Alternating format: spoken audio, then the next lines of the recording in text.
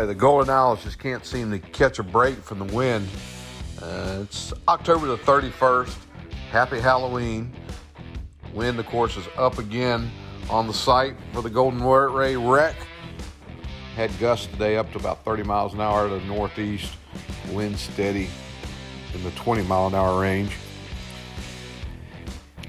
Some stuff going on. When we wanted to start it and look at the Epworth Methodist Center on St. Simon's Island. This is currently housing the workers who are in the salvage operation at the Golden Ray. Methodist Center has been the bubble, if you will, for the guys working on the ship. They did have some COVID cases that broke out earlier in the pandemic. It caused a work stoppage. The solution to the problem was to rent out the Epworth Center. It's pretty much a self-contained place. They brought in a spud barge to be able to tie up and dock the crew boats that came alongside to load personnel. They've got a cafeteria, recreation areas, all those kind of good things that you would think a crew would need when they're on shore. The place is closed off to the public. It's gated right now. Gates closed, and the only people that are in there are the staff necessary to operate the operation and the crew that's salvaging the Golden Ray. It's a perfect location, not too far away. Pretty quick transit for the crews to get back and forth. Good safe harbor on the Frederica River on St. Simon's. At the Methodist Center. It's working out real well for the folks there. Guys seem to like it. Now, out on the site today, we made it fine. We saw some things happening. The ends of the perimeter fence were gated off today, if you will, with the floating net system.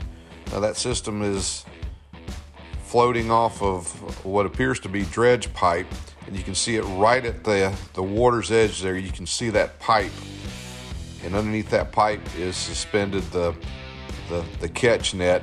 It's been pulled into place and moored, so the ship itself is completely contained behind the net now.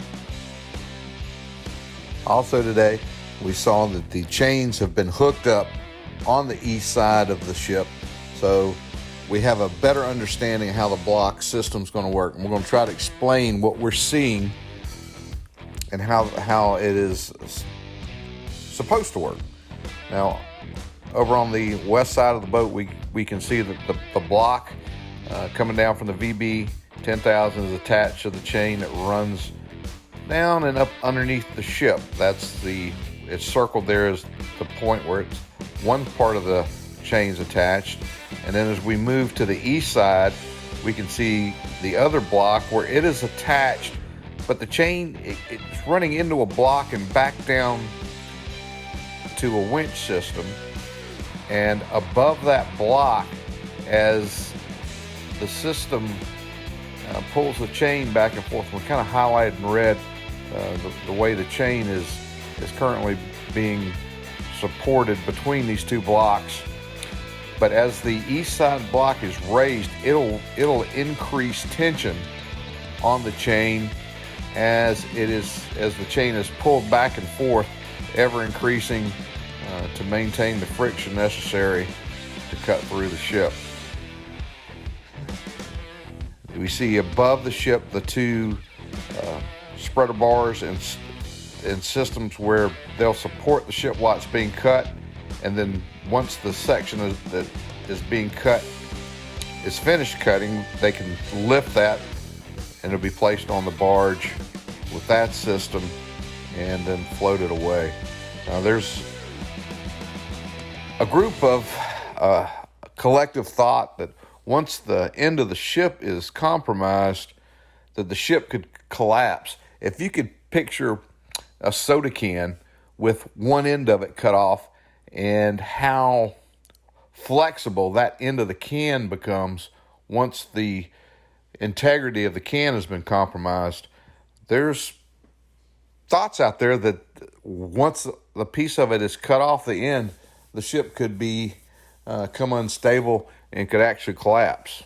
Time will tell. We certainly hope not, but that's our day today out at the Golden Ray wreck site with the VB 10,000 ready to start cutting.